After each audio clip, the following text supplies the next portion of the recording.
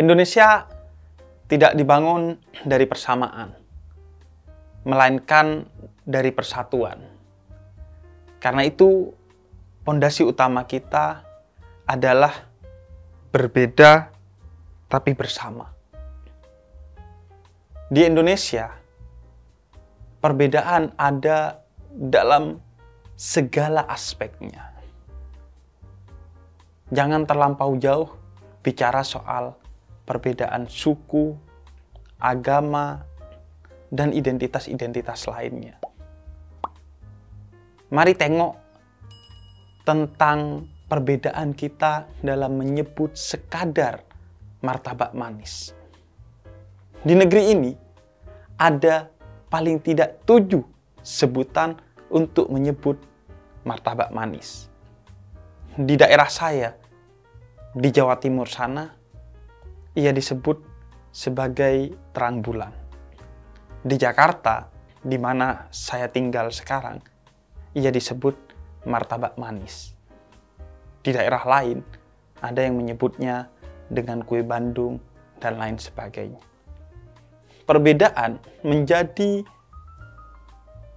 tantangan sekaligus kekuatan utama bangsa ini.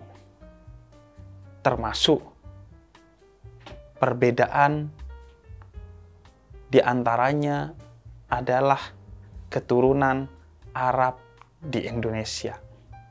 Sebagai salah satu entitas yang menjadi bagian yang bersatu padu dengan entitas-entitas lain yang ada di Indonesia. Entah itu Tionghoa, Batak, Jawa, Madura, Papua, Sulawesi, Minang, dan lain sebagainya. Karena itu, senjata utama bagi kolonialisme atau segala kekuatan yang ingin mengoyak satu bangsa bukanlah rudal, nuklir, atau pistol, melainkan pena yang kemudian digunakan untuk membangun propaganda.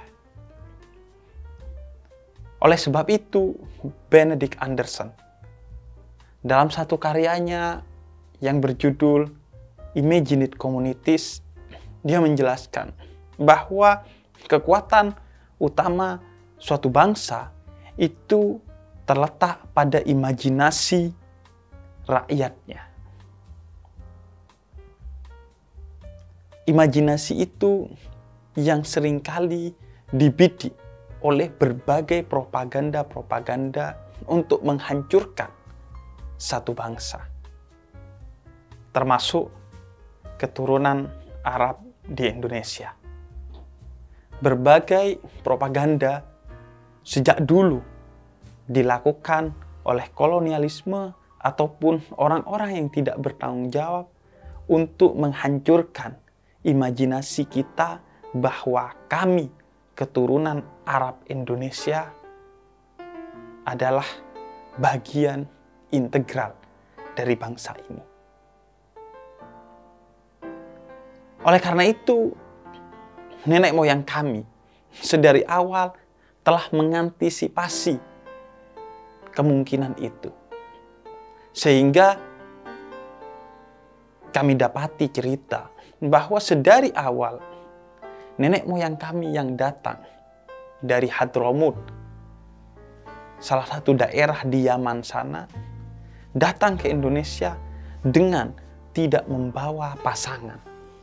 Mereka datang sendiri untuk kemudian menikahi orang-orang Indonesia agar kemudian sedari awal, sejak aspek biologis, mereka bisa menyatu dalam adaptasinya dengan orang-orang Indonesia.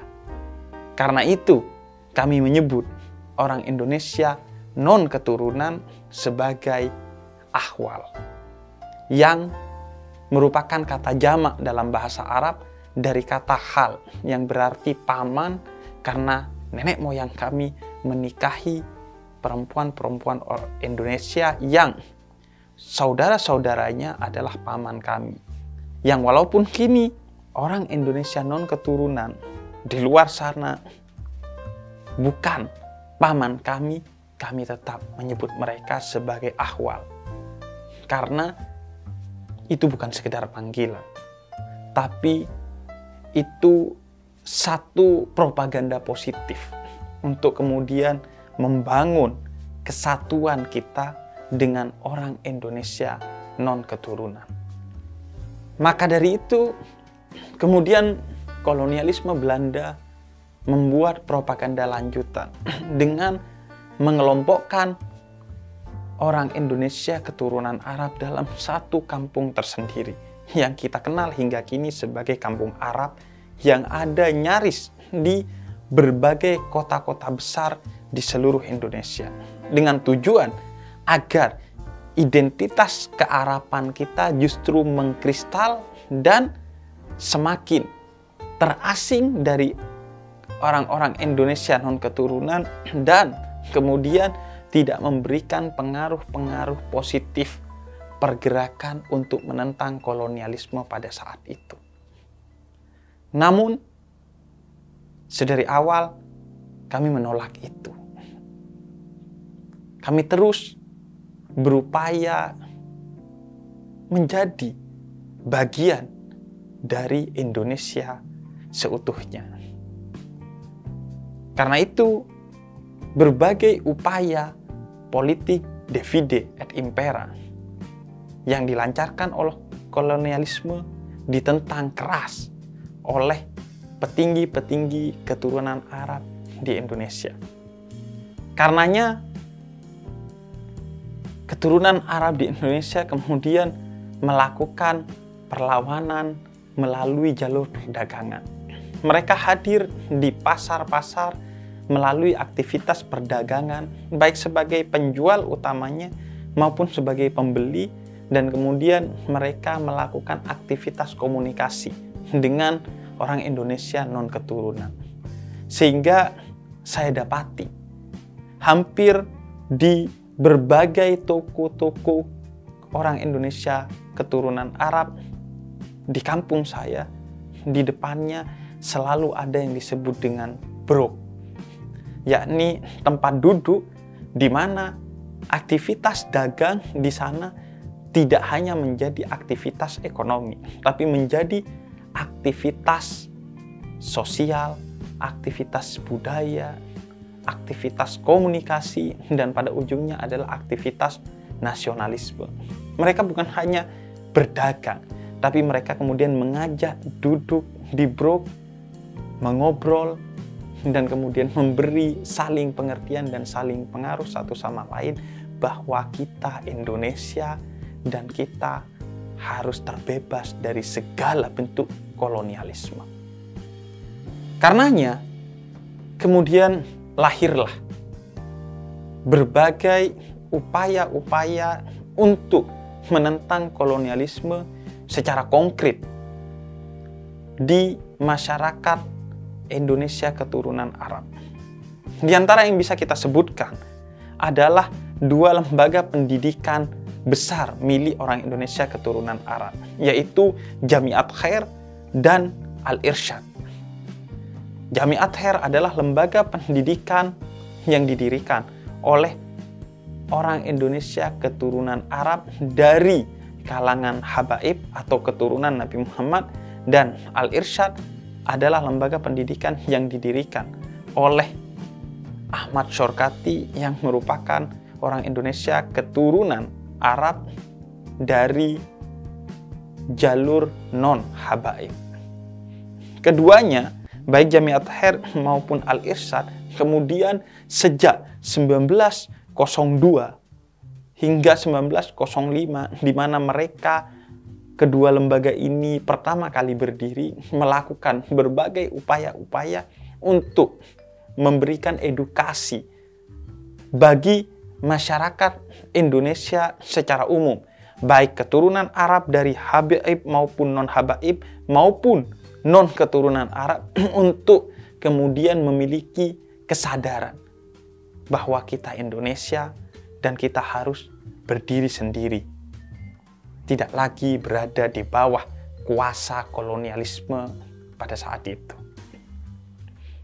Karena itu kemudian lahir nama-nama orang Indonesia keturunan Arab sebagai pahlawan kemerdekaan bangsa ini.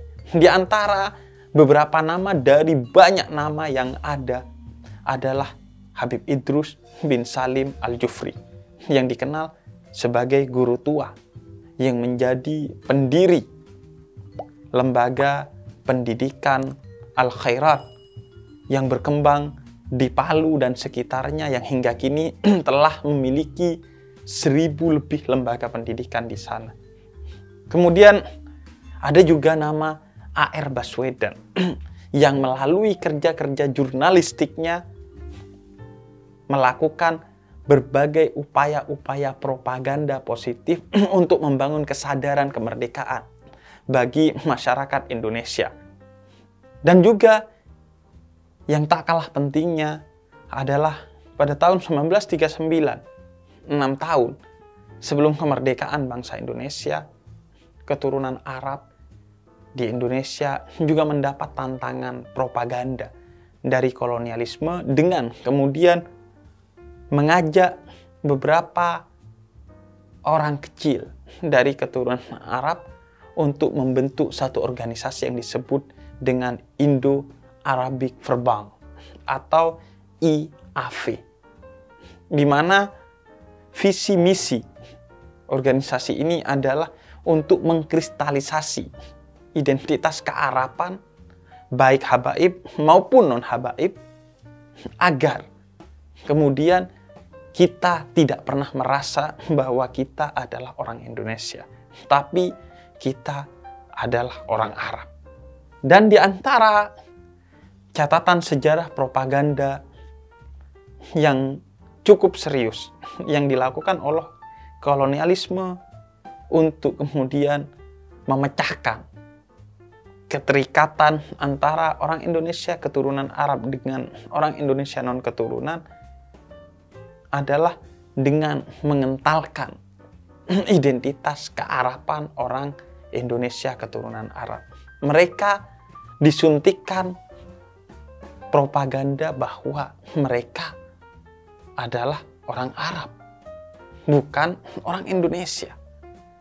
Karena itu, pada 3 Oktober 1934, kami, orang Indonesia keturunan Arab, kemudian melakukan apa yang disebut dengan Sumpah Pemuda Indonesia Keturunan Arab. Selama 3 hari, nenek moyang kami melakukan rapat di Semarang untuk kemudian melawan propaganda tersebut. Sumpah Pemuda Indonesia Keturunan Arab ini dilakukan di rumah Said Bakhilul di daerah Kampung Melayu di Semarang selama 3 hari dari tanggal 3 Oktober 1934. Kenapa sumpah? Karena sebagaimana Sumpah Pemuda, kekuatan utama kita adalah satu padunya imajinasi kita bahwa kita Indonesia, yang itu bukan hanya dipropagandakan melalui media-media seperti yang dilakukan oleh para pendiri bangsa ini melalui tulisan-tulisannya,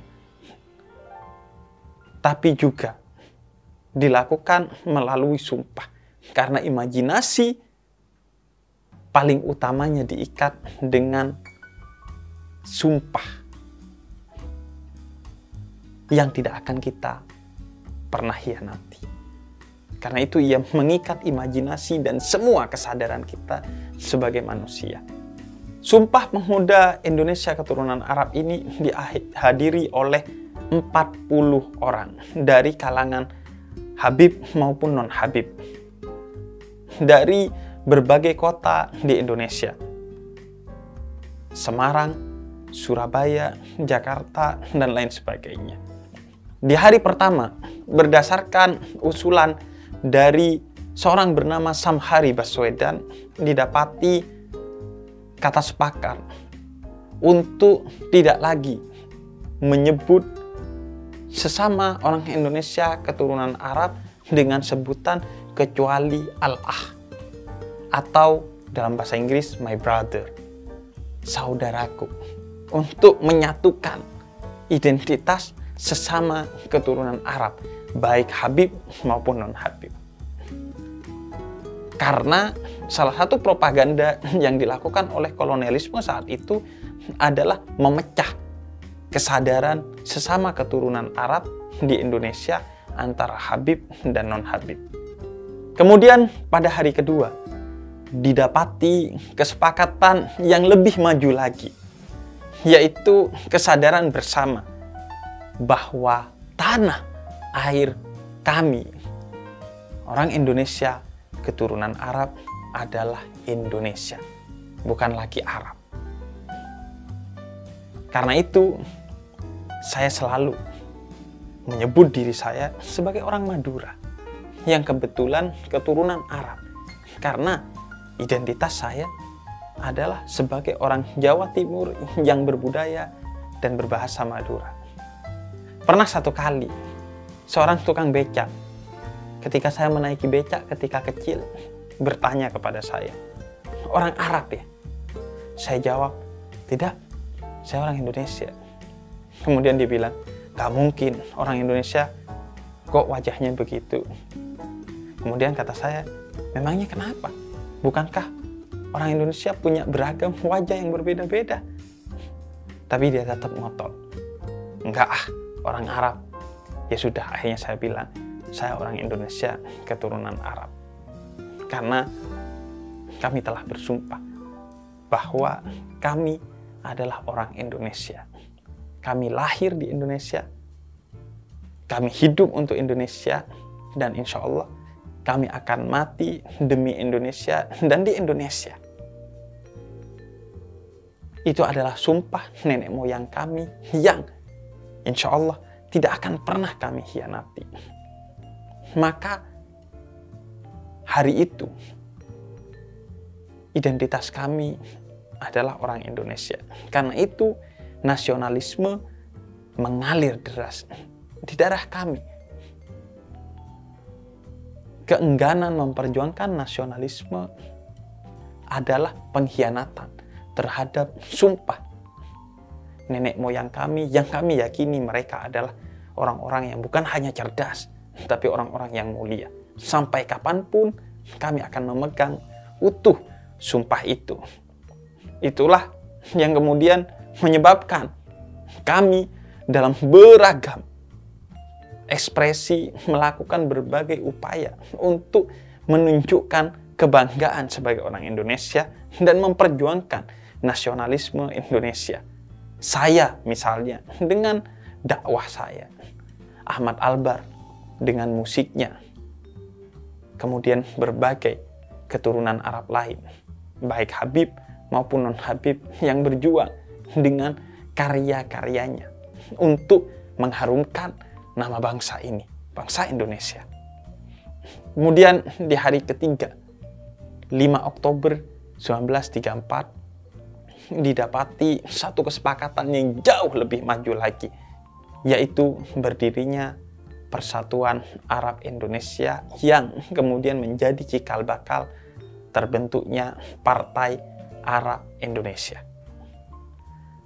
Partai ini tidak didesain untuk kemudian menjadi satu kekuatan politik di internal bangsa Indonesia, tapi partai ini didesain menjadi satu perkumpulan untuk kemudian memperjuangkan kemerdekaan bangsa Indonesia, untuk mengantarkan Indonesia ke gerbang kemerdekaannya, bersama dengan perjuangan-perjuangan lain yang dilakukan oleh anak bangsa dari berbagai entitas, Tionghoa, Batak, Sunda, dan lain sebagainya.